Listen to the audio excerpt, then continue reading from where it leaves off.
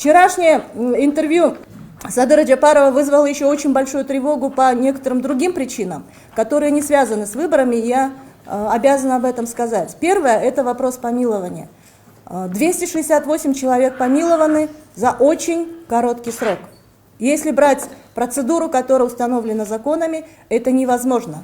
Это невозможно, потому что там требуются определенные сроки прохождения определенных этапов. И при этом хочу напомнить вам всем, что комиссия, которая при президенте по помилованию, она составлена исключительно из представителей общественности. И это означает, что общество вправе знать, кого помилуют, кого помилуют. Поэтому мы требуем, чтобы все, кто был помилован, вся информация о них была в публичном пространстве, чтобы мы знали, кого освободили от наказания. Возможно, среди них есть насильники, возможно, среди них есть убийцы, возможно, среди них есть отъявленные преступники.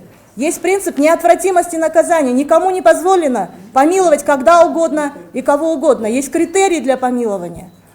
Следующий момент, то, что связано с экономической амнистией. Вчера Садыр Джапаров сказал, что мы не можем озвучить имена некоторых людей, которые попали под экономическую амнистию. Кто они?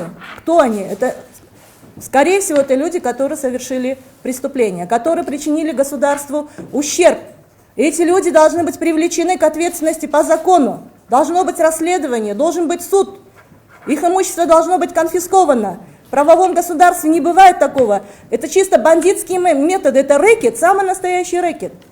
Кого-то там обезжирили, но не могут назвать его имя. Кто эти люди? И мы требуем сегодня, чтобы имена этих людей были озвучены, и чтобы они были привлечены к ответственности по всей строгости закона.